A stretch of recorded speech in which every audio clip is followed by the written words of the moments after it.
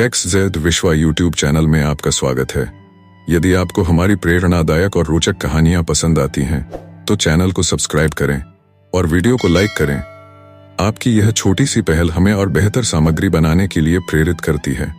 Subscribe करें, नई और दिलचस्प कहानियां देखने के लिए लाइक करें, अपनी पसंद को दिखाने और हमारा हौसला बढ़ाने के लिए शेयर करें अपने दोस्तों और परिवार के साथ, ताकि वे भी इन कहानियों का आनंद ले सकें।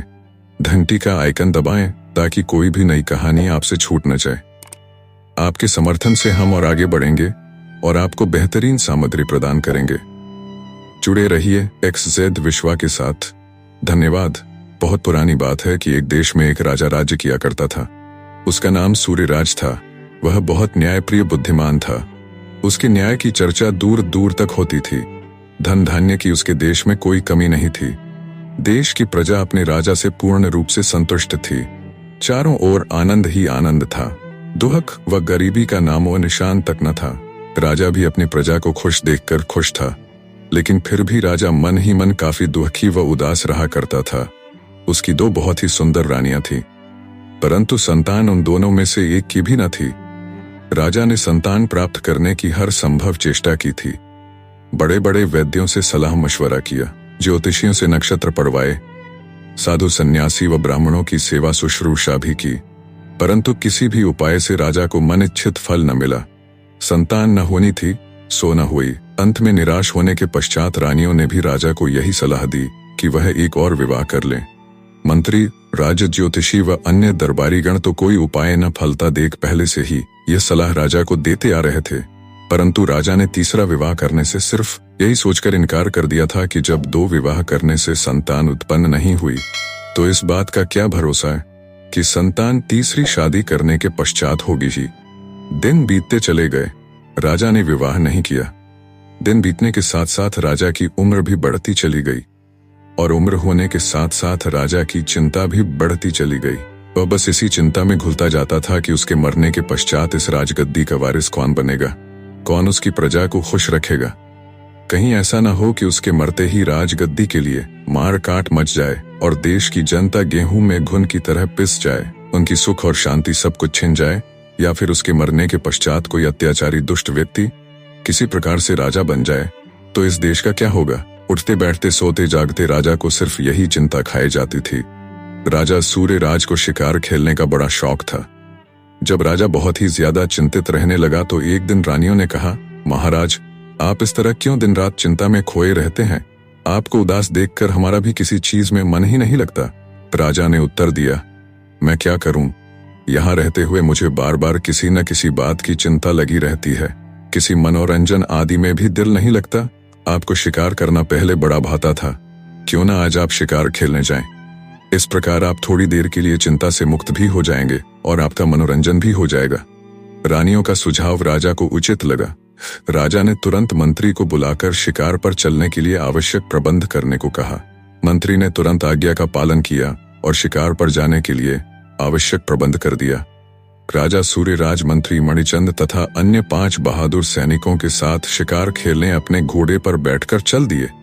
काफी दूर एक घना जंगल था, जहां पर हर प्रकार के जीव जंतु पाए जाते थे। घोड़ों की तेज गति के कारण वे सातों शीघ्र ही उस जंगल में प्रविष्ट हो गए। उन्होंने कुछ ही समय में 2-4 छोटे मोटे जंतुओं का शिकार किया, परंतु उन शिकारों से राजा का मन नहीं भरा। अतः वे सब किसी बड़े जीव जंतु के शिकार की तलाश में आगे बढ़ने लगे, मगर काफी समय तक ढूंढने के पश्चात भी उनके हाथ कोई बड़ा शिकार नहीं आया। धीरे धीरे दिन ढल गया और शाम हो गई। सब सैनिक व मंत्री थक कर चूर चूर हो गए थे, लेकिन न जाने क्या बात थी कि सूर्यराज थकते न दिखाई दे रहे थे। वे क्रमशः आगे बढ़े चले जा रहे थे। जब वे जंगल में काफी आगे निकल आए तो एक स्थान पर मंत्री ने कहा, महाराज, अब इससे और आगे बढ़ना प्राणों को जोखिम में डालना है। इस स्थान से आगे बहादुर से बहादुर शिकारी भी जाने का साहस नहीं करते, क्योंकि जो भी इस स्थान से आगे बढ़ा है वह कभी भी लौटकर वापस नहीं आया। फिर रात भी होने वाली है, अतः हमें लौट चलना चाहिए। नहीं मंत्री जी, न जाने क्यों आज हमारा मन कोई बड़ा शिकार करने को कर रहा है और मैं बिना तगड़ा शिकार किए वापस नहीं लौटना चाहता। मंत्री व सैनिक कुछ न बोले। राजा की आज्ञा के आगे सब विवश थे, लेकिन मंत्री समझ रहा था कि आज अवश्य उन पर कोई मुसीबत आने वाली है। मंत्री राजा सूर्यराज को बेहद चाहता था तथा उनकी हर आज्ञा को अपने प्राणों से भी बढ़कर समझता था तथा उसको निःसंकोच पूरा किया करता था। परंतु आज तो राजा स्वयं मौत के मुंह में जा रहे थे। लाचार हो मंत्री को भी साथ चलना पड़ रहा था। वह राजा का हुक्म कैसे टालता। फिर जैसे ही वे सब उस मंत्री के बताए हुए स्थान से थोड़ा आगे बढ़े, उन्हें बड़ी भयंकर भयंकर आवाजें सुनाई देने लगीं, जिसे सुन सैनिकों के दिल दहल उठे। परंतु राजा के चेहरे पर भय का कोई भाव नहीं था। वह निरंतर ही आगे बढ़ता चला जा रहा था। अचानक ही उनके घोड़ों के आगे बढ़ता चला जा रहा था। अचानक ही उनके घोड़ों के आगे एक खोपड़ी आकर गिरी। खोपड़ी जोर जोर से अट्टहास लगा रही थी। उसके मुंह से शब्द निकल रहे थे, जाओ, चले जाओ, भाग जाओ, भाग जाओ। अगर इस स्थान से और आगे बढ़ने की चेष्टा करोगे तो मार दिए जाओगे। जाओ, भागो। इन शब्दों के साथ साथ वह खोपड़ी बीच बीच में जोर जोर से अट्टहास करने लगती थी। मंत्री ने राजा को फिर वापस लौट चलने की सलाह दी। राजा ने कहा, मंत्री जी, यदि तुम इस विचित्र रहस्य को जानना नहीं चाहते तो सैनिकों के साथ वापस लौट जाओ। परंतु मैं इस विचित्र रहस्य को जाने बिना कदापि वापस नहीं लौटूंगा। आखिर क्या रहस्य है जो व्यक्ति इससे आगे बढ़ता है वो लौट कर नहीं आता। मगर महाराज, आगे बढ़ने पर आपके प्राणों का खतरा है। फिर हम आपको इस खौफनाक जंगल में अकेला छोड़कर कैसे लौट सकते हैं, जबकि इस भयानक जंगल के बारे में यह कहा जाता है कि यहाँ पग पग पर खतरे भरे पड़े हैं। यदि आपको भगवान ना करे कुछ हो गया तो हमारे देश का क्या होगा। यह बात सुनते ही राजा को फिर से चिंताओं ने घेर लिया और राजा उदास हो वापस लौट आया। दूसरे दिन राजा अपने महल के बाग में चहलकदमी कर रहा था। अचानक ही उसे एक आवाज सुनाई पड़ी, राजा। राजा ने चौंक कर आश्चर्य से इधर उधर देखा, परंतु उसे कोई भी दिखाई नहीं दिया। राजा फिर घूमने लगा। आवाज फिर आई, राजा, पथ और सन के वृक्ष पर देखो। राजा ने आश्चर्य से देखा। आम के वृक्ष पर एक छोटी सी सफेद बैठी थी। चिड़िया को मनुष्य की बोली बोलता देखकर राजा को बड़ा आश्चर्य हुआ। राजा ने चकित स्वर में पूछा, तुम कौन हो? मनुष्य की बोली कैसे जानती हो? सफेद छोटी चिड़िया ने उत्तर दिया, राजा, मैं कौन हूँ और मनुष्य की बोली कैसे जानती हूँ, इसका जवाब मैं तुम्हें अभी नहीं दूंगी। लेकिन यदि कहो तो तुम्हें तुम्हारी उदासी का कारण बता सकती हूँ। मेरी उदासी का कारण? राजा ने आश्चर्य से कहा, तुम्हें कैसे पता चला कि मैं उदास हूँ और मेरी उदासी का क्या कारण है? राजा, मैं सब कुछ जानती हूँ। तुम संतान के न होने के कारण ही दुखी व उदास होना। हाँ, न जाने भगवान ने मुझे किस जन्म का दंड दिया है कि दो विवाह करने के पश्चात भी मेरे यहाँ कोई संतान उत्पन्न नहीं हुई। राजा ने दुखी स्वर में कहा, दुखी न हो राजा, मैं तुम्हारा यह दुख भी दूर कर सकती हूँ और तुम्हारे यहाँ अब भी संतान उत्पन्न हो सकती है। क्या मेरे यहाँ अब भी संतान हो सकती है? क्या तुम कोई उपाय बता सकती हो? कहीं तुम मुझे मूर्ख तो नहीं बना रही? मैंने अच्छे अच्छे वैद्यों, ज्योतिषियों, ऋषियों, मुनियों से इस संबंध में सलाह ली थी, परंतु सब असफल रहे। धीरज रखो राजा, मैं तुमसे सत्य कहती हूँ।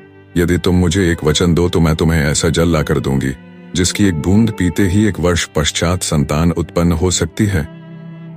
सफेद चिड़िया ने राजा को विश्वास दिलाते हुए कहा, तो जल्दी से मुझे वह जल लाकर दो, मैं तुम्हारा बहुत आभारी होऊंगा। तुम मुझसे जो कुछ भी मांगोगी मैं तुम्हें दूंगा। धन दौलत, जमीन जायदाद, राजपाट, जो भी तुम मांगोगी मैं वह सब कुछ तुम्हें दूंगा। राजा ने व्याकुलता से कहा, नहीं राजा, मुझे धन दौलत, राजपाट जैसी किसी भी वस्तु का लोभ नहीं। यदि तुम मुझे एक वचन दो तो ही मैं वह जल तुम्हें लाकर दे सकती हूँ। ठीक है, तो मैं तुम्हें वचन देता हूँ कि जो कुछ भी तुम मांगोगी या कहोगी मैं उसे प्राण देकर भी पूरा करूंगा। राजा ने जल्दी से कहा। राजा ने, जल्दबाजी न करो, वचन देने से पहले सोच लो। ऐसा न हो कि वचन देने के बाद इनकार कर दो। मैंने अच्छी प्रकार से सोच समझकर ही तुम्हें वचन दिया है। मैं कभी भी इससे विमुख नहीं होऊंगा। राजा ने कहा, अच्छा, तो कल तुम प्रातः मुझे इसी स्थान पर मिलना, मैं तुम्हें वह जल लाकर दूंगी। यह कहकर चिड़िया फुर्र से उड़ गई। राजा महल में वापस लौट आया और व्याकुलता से सुबह होने की प्रतीक्षा करने लगा। रात भर राजा को नींद नहीं आई। जागते जागते सुबह हो गई। भोर होते ही राजा बाग में जा पहुंचा, परंतु चिड़िया अभी तक नहीं आई थी। राजा बेसब्री से चिड़िया का इंतजार करने लगा। जैसे जैसे समय बीतता जाता था वैसे वैसे राजा की बेचैनी बढ़ती जा रही थी। काफी देर तक भी जब चिड़िया वापस न आई तो राजा निराश हो वापस जाने लगा। तभी उसकी निगाह दूर से उड़कर आती सफेद छोटी सी चिड़िया पर पड़ी। वही कल वाली सफेद चिड़िया थी जिसने राजा को जल लाकर देने का वायदा किया था। उस चिड़िया को लौटकर आता देख राजा का चेहरा खिल उठा। चिड़िया की चोंच में एक छोटा सा कपड़ा दबा था। चिड़िया ने वह कपड़ा राजा को देते हुए कहा, राजा, यह कपड़ा उस जल में भीगा हुआ है जिससे संतान उत्पन्न हो सकती है। इस कपड़े को निचोड़कर जल की एक एक बूंद अपनी दोनों रानियों को पिला दो और समय का इंतजार करो, लेकिन मुझे और अपने वचन को संतान होने की खुशी में कहीं भूल न जाना। यह कहकर चिड़िया फुर्र से उड़ गई। राजा ने चिड़िया के कहे अनुसार उस कपड़े को निचोड़कर पानी की एक एक बूंद अपनी दोनों रानियों को पिला दी। ठीक 1 वर्ष पश्चात दोनों रानियों ने एक एक पुत्र को जन्म दिया। राजा की खुशी का पारावार न रहा। एक साथ 2 पुत्रों के प्राप्त होने की खुशी में राजा तमाम दुखों व चिंताओं को भूल गया। उसने देश भर में खुशियां मनाने का ऐलान किया और खूब दान पुण्य किया। प्रजा भी खुश थी। अब राजा के दिन आराम से कटने लगे थे। राजा अब हर प्रकार के मनोरंजनों में भाग लेता था। दोनों रानियां भी खुश थीं। दिन बीतते गए। दोनों राजकुमार धीरे धीरे बड़े होने लगे। राजा अपनी खुशी में वास्तव में उस सफेद चिड़िया तथा उसको दिए गए वचन को भूल गया था। राजा ने दोनों राजकुमारों की शिक्षा दीक्षा का उचित प्रबंध किया था। दोनों राजकुमार सुंदर तथा स्वस्थ थे। बुद्धि व शक्ति में वे दोनों काफी निपुण व एक दूसरे से बढ़कर थे। समय के बीतने के साथ साथ वे दोनों जवान हो गए। राजा बूढ़ा हो गया था तथा सोच रहा था कि दोनों में से किसी एक को राजगद्दी पर बैठा दिया जाए, परंतु किसे गद्दी पर बैठाया जाए इसका फैसला नहीं कर पा रहा था। दोनों ही एक दूसरे से बढ़कर बुद्धिमान, साहसी, युद्ध विद्या में प्रवीण व सुंदर थे। एक दिन प्रातः राजा अपने बाग में टहलता हुआ इसी विषय पर सोच रहा था कि उसे चिरपरिचित आवाज सुनाई दी, राजा डॉटो। राजा चौंक कर देखा। आम के वृक्ष पर वही सफेद छोटी चिड़िया बैठी थी, परंतु अब कुछ बड़ी दिखाई दे रही थी। राजा ने उसे देख प्रसन्नता पूर्वक कहा, अरे चिड़िया रानी, तुम इतने दिन कहाँ रही? तुम्हारा कहना बिल्कुल ठीक था। उस जल को पिलाने से मेरे यहाँ 2 राजकुमारों ने जन्म लिया। अब तो वे काफी बड़े हो गए हैं। तुम्हें मैंने जो वचन दिया था उसके अनुसार तुम मुझसे कुछ भी मांग सकती हो। राजा, मैं इसीलिए इतने समय पश्चात तुम्हारे पास आई हूँ। क्या तुम्हें अपना दिया हुआ वचन याद है? हाँ, मुझे अपना वचन अच्छी तरह याद है। भला तुम्हारे उपकार को मैं कभी भूल सकता हूँ? मांगो, तुम क्या चाहती हो? राजा, तुम्हारे 2 पुत्र हैं, उनमें से एक मुझे दे दो। चिड़िया ने कहा। क्या कहा? राजा एकदम क्रोध में भरकर बोला, यह तुम क्या कह रही हो? मैं जो कुछ कह रही हूँ ठीक ही कह रही हूँ। तुम अपना दिया हुआ वचन न भूलो। वचन के अनुसार मैं तुमसे तुम्हारा एक पुत्र मांगती हूँ। सफेद चिड़िया ने कहा। राजा धर्म संकट में पड़ गया। उसे इस बात की जरा भी उम्मीद नहीं थी कि चिड़िया उसके वचन का इस प्रकार फायदा उठाएगी। क्या तुम पुत्र के अतिरिक्त और कुछ नहीं मांग सकती? मुझसे मेरा लाल ना छीनो। मैंने उन दोनों को बड़े लाड़ प्यार से पाल पोस कर बड़ा किया है। उनमें से किसी की भी जुदाई मैं बर्दाश्त नहीं कर पाऊंगा। चाहो तो तुम मुझसे यह देश, राजपाट, धन दौलत सब कुछ ले लो, परंतु मुझसे उन दोनों बेटों में से एक भी न मांगो। राजा ने गिड़गिड़ाते स्वर में कहा, राजा, मुझे यदि धन या राजपाट का ही लोभ होता तो पहले ही मांग लेती। मुझे तो तुम्हारे दोनों पुत्रों में से एक पुत्र चाहिए, मगर तुम मेरे एक पुत्र को लेकर क्या करोगी? सुनो राजा, याद है तुम्हें, बहुत समय पहले यहाँ से काफी दूर दक्षिण में जो जंगल है उसमें तुम शिकार खेलने गए थे। हाँ, मुझे अच्छी तरह याद है। उस समय हमारे साथ विचित्र विचित्र घटनाएं भी घटी थीं। उस जंगल में एक निश्चित स्थान से आगे बढ़ने पर कोई भी वापस लौटकर नहीं आता है, ऐसा लोगों का विश्वास है। हाँ, वही खौफनाक जंगल।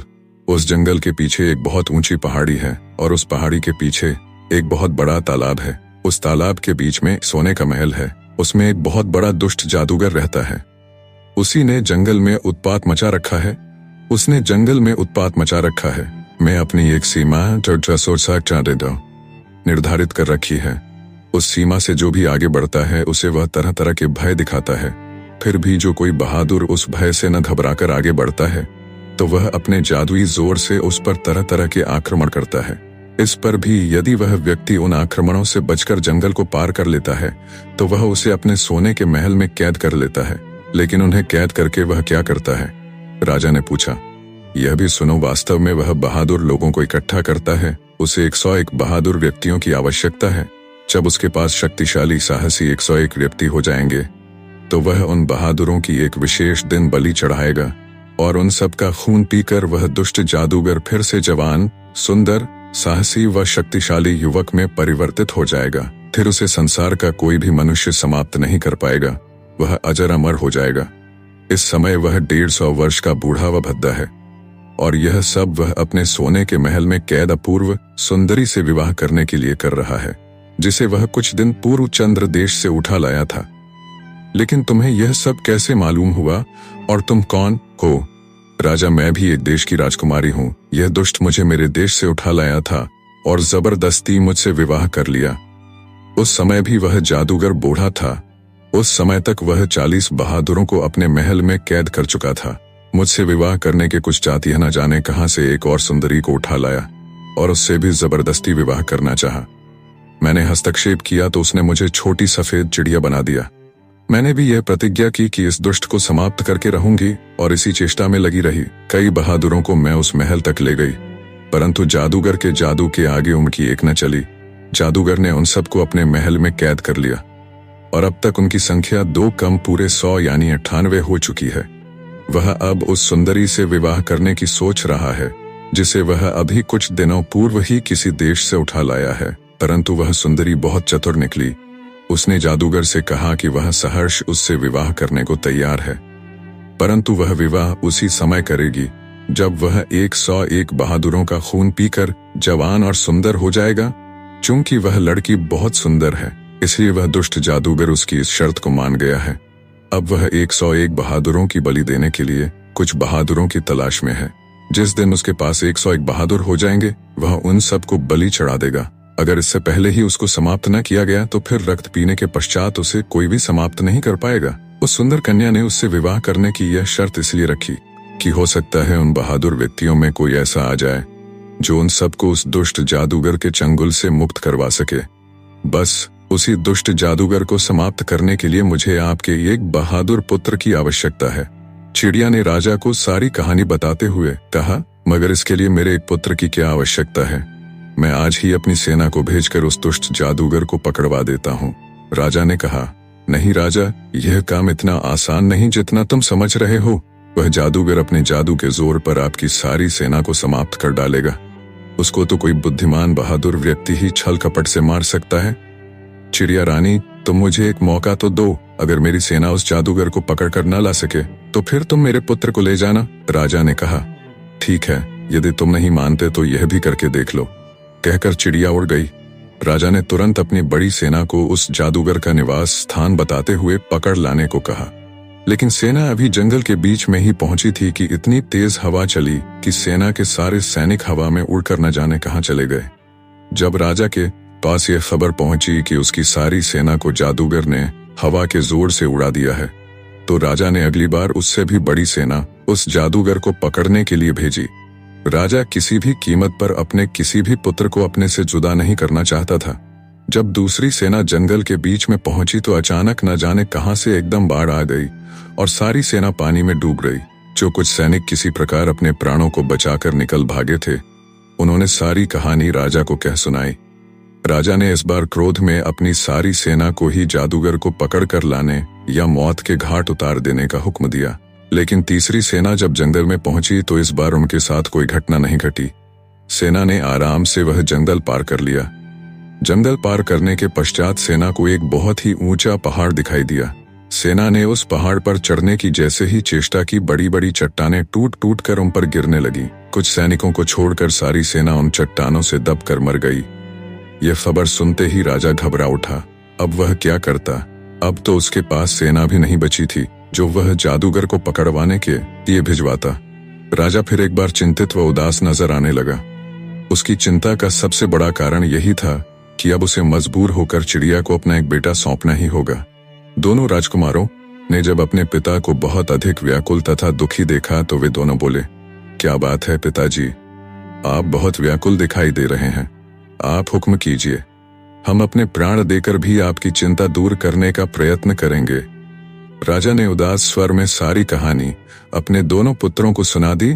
सारी बात सुनकर एक राजकुमार बोला, पिताजी, इसमें दुखी होने या चिंतित होने की क्या बात है? हम में से किसी भी एक को उस चिड़िया को अपने वचन के अनुसार सौंप दीजिए। हम अवश्य ही उस जादूगर को समाप्त कर सैकड़ों मनुष्यों को उसके चंगुल से मुक्त करा सकेंगे। नहीं मेरे बच्चों, ऐसा नहीं हो सकता। जिस दुष्ट जादूगर को मेरे सैकड़ों सिपाही नहीं समाप्त कर सके, उसे तुम दोनों किस प्रकार से समाप्त कर सकोगे? राजा ने व्याकुलता से कहा, पिताजी आप बिल्कुल भी चिंतित न होइए, हम अवश्य ही उस दुष्ट जादूगर को मारने में सफल होंगे। फिर यदि उस दुष्ट जादूगर को मारने में हम भाइयों में से किसी एक के प्राण चले भी गए तो क्या हुआ? आपके वचन की लाज तो रह जाएगी। राजा निरुत्तर हो गया। वह कुछ कहने ही वाला था कि उसी समय सफेद चिड़िया उड़ती हुई महल के भीतर आकर राजा और उन दोनों राजकुमारों के सामने बैठ गई। यह वही चिरपरिचित सफेद चिड़िया थी। चिड़िया ने आते ही पूछा, राजा अब तुमने क्या निर्णय किया है? मेरी बात को न मानकर तुमने अपने एक पुत्र के प्राण हेतु सैकड़ों बेगुनाहों को मरवा डाला है। क्या अब भी तुम अपने वचनानुसार अपने एक पुत्र को मेरे साथ भेजने को तैयार नहीं हो? राजा के उत्तर देने से पहले ही एक राजकुमार बोल उठा, चिड़िया रानी तुम नाराज न हो, मैं तुम्हारे साथ जाने को तैयार हूँ, तो चलो मेरे साथ। चिड़िया ने कहा। राजकुमार ने पिता से आज्ञा मांगी। दूसरे राजकुमार ने उसको रोक स्वयं जाने की आज्ञा मांगी, परंतु राजा ने भरे हृदय से चिड़िया के साथ पहले वाले राजकुमार को ही विदा किया। पहला राजकुमार सफेद चिड़िया के साथ चल पड़ा। जैसे ही वे दोनों घने जंगल के बीच पहुंचे, राजकुमार को चारों तरफ से भयंकर आवाजें सुनाई देने लगीं। राजकुमार ने चौंक कर इधर उधर चारों तरफ देखा, परंतु कोई दिखाई नहीं दिया।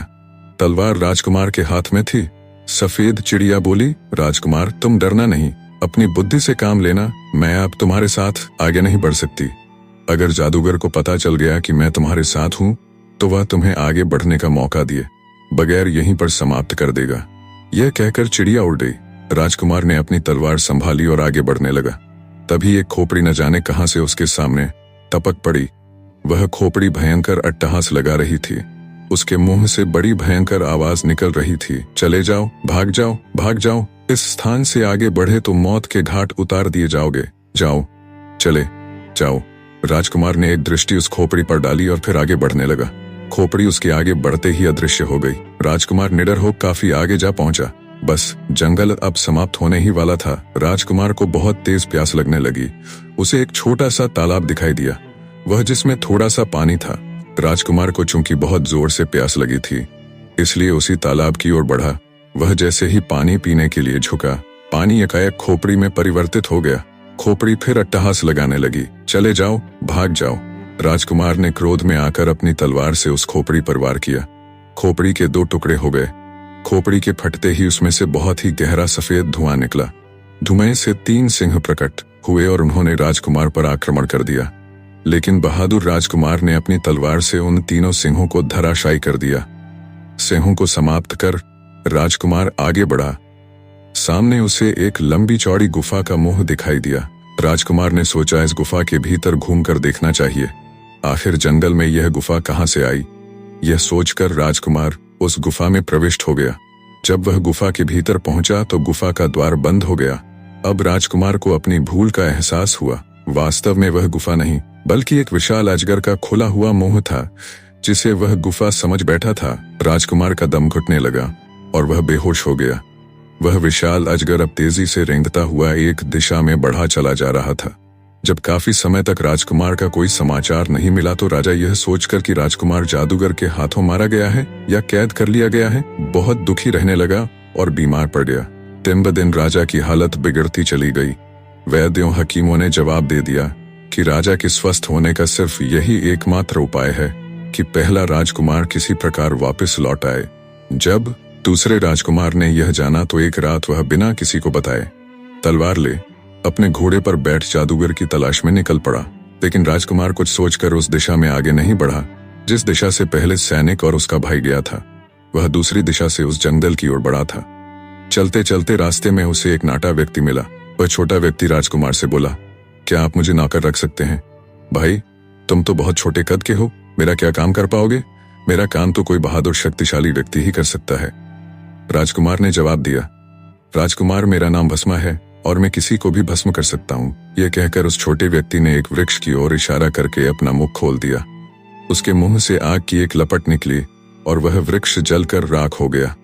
राजकुमार उसकी यह अद्भुत शक्ति देखकर बोला, हाँ भाई, तुम मुझे काम के लगते हो, इसलिए आज से तुम हमारे नौकर हुए। यह सुनकर नाटा भस्मा प्रसन्न हो उठा। राजकुमार उसे अपने साथ ले फिर आगे बढ़ चला।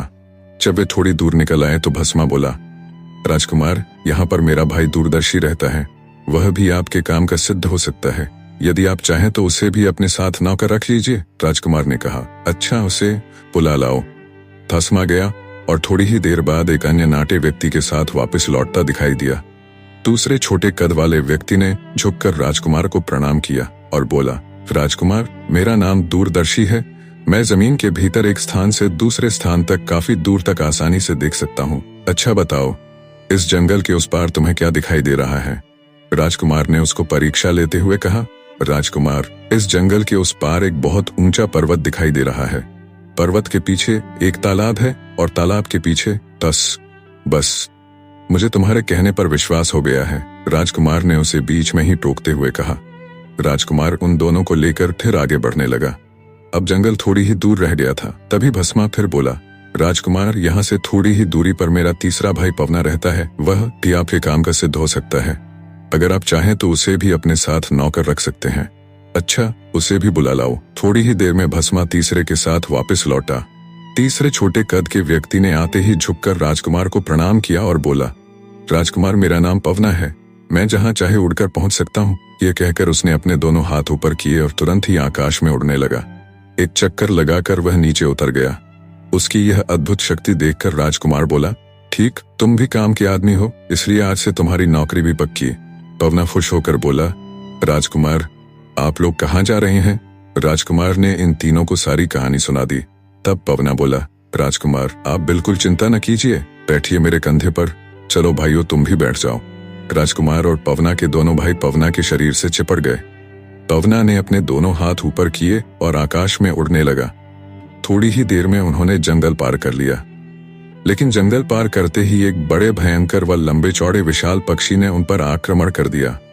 परंतु इससे पहले कि वह पक्षी उन तीनों को कोई नुकसान पहुंचाता, भस्मा के मुंह से आग की लपटें निकलीं और पक्षी उस आग में भस्म होकर आकाश में विलीन हो गया। वे तीनों पहाड़ को पार करने के पश्चात तालाब के किनारे पहुंच गए। राजकुमार ने दूरदर्शी से कहा, दूरदर्शी, इस तालाब को देखो। हाँ राजकुमार, देख रहा हूँ। दूरदर्शी ने तालाब की ओर देखते हुए कहा, मुझे इसमें एक सोने का महल दिख रहा है। उस महल के भीतर एक बहुत ही बूढ़ा व्यक्ति व्याकुलता से हमारी ओर ही देख रहा है। और अभी वह कुछ कहने ही जा रहा था कि अचानक तालाब का पानी एकदम से बढ़ने लगा। पानी इतनी तेजी से बढ़ा था कि वे चारों उसमें डूबने लगे। तुरंत पवना ने तीनों को पकड़ा और आकाश में उड़ने लगा।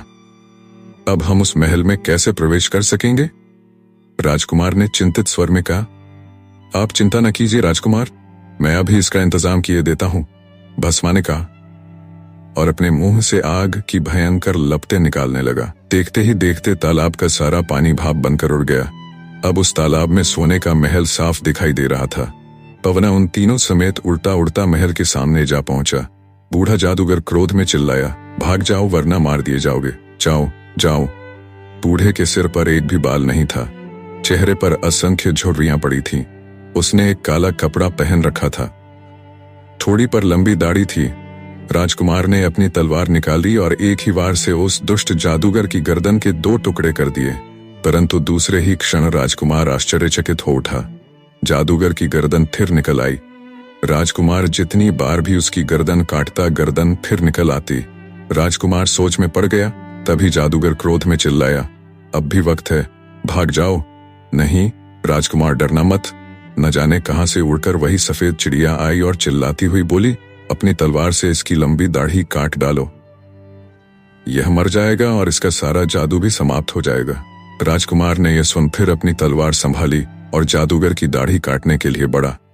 यह देखकर जादूगर चिल्लाता हुआ अंदर महल की ओर भागा। परंतु पवना ने उड़कर तुरंत उसको पकड़ लिया और राजकुमार ने झट तलवार से उसकी दाढ़ी काट डाली। दाढ़ी के कटते ही जादूगर बहुत जोर से चीखा और तड़प कर मर गया। जादूगर के मरते ही उसका तिलिस्म टूट गया। सफेद चिड़िया एक अधेड़ अवस्था की सुंदर नारी में बदल गई। उसने राजकुमार को आशीर्वाद दिया और अपने साथ लेकर भीतर पहुंच गई। वहीं एक पिंजरे में एक तोता था जो इस समय मरा हुआ था। उसके गले में एक चाबी लटकी हुई थी। उस नारी ने पिंजरा खोलकर तोते के गले से चाबी निकाली और बोली, राजकुमार, यह चाबी उन कैदखानों की है जिसमें तुम्हारे भाई के साथ कितने ही दूसरे देशों के राजकुमार व अन्य बहादुर व्यक्ति कैद हैं। जादूगर को मारे बिना हम यह चाबी इस तोते के गले से कभी प्राप्त नहीं कर सकते थे। यह तोता भी वास्तव में एक राक्षस है जो इस चाबी की रक्षा करता था, और इस चाबी को सिवाय उस जादूगर के और कोई नहीं प्राप्त कर सकता था। इसके बाद उस नारी ने उस सोने के महल के विभिन्न कमरों को उस चाबी से खोला। कई कमरों से बहादुर राजकुमार निकले, कईयों से उठाकर लाई गई राजकुमारियां निकली, एक कमरे से राजकुमार का भाई भी निकला। दोनों एक दूसरे को देखकर प्रसन्नता से गले लग गए। इसके पश्चात वह अधेड़ रानी उन्हें एक अन्य कमरे की ओर ले गई और उस कमरे को खोल दिया। उसमें एक अपूर्व सुंदर, चांद से भी ज्यादा सुंदर कन्या सोई हुई थी। आहट सुनकर वह जाग गई और आश्चर्यचकित होकर उन्हें देखने लगी। उस अधेड़ नारी ने उस सुंदर कन्या को दूसरे राजकुमार की बहादुरी तथा जादूगर की मौत की सारी कहानी सुना दी। फिर दूसरे राजकुमार से बोली, राजकुमार, यही चंद्रनगर की राजकुमारी है जिसे जादूगर उठा लाया था। दूसरा राजकुमारी के रूप को देखकर मुग्ध हो उठा। इसके पश्चात राजकुमार दूसरे देशों के राजकुमारों और राजकुमारियों व अन्य बहादुरों को लेकर अपने भाई के साथ अपने देश वापस लौट चला। राजा अपने दोनों बेटों को जीवित व कुशल देखकर प्रसन्न हो उठा। उसकी सारी बीमारी जाती रही। दूसरे देशों के राजकुमार व राजकुमारियां और बहादुर कुछ दिन उनके देश में आराम करने के पश्चात राजकुमार का धन्यवाद कर अपने अपने देशों को लौट गए। पहले राजकुमार के कहने पर राजा ने दूसरे राजकुमार को राज्य का भार सौंप दिया और चंद्रनगर की राजकुमारी के साथ उसका विवाह कर दिया। अधेड़ राजकुमारी भी उनसे विदा ले अपने देश वापस लौट गई।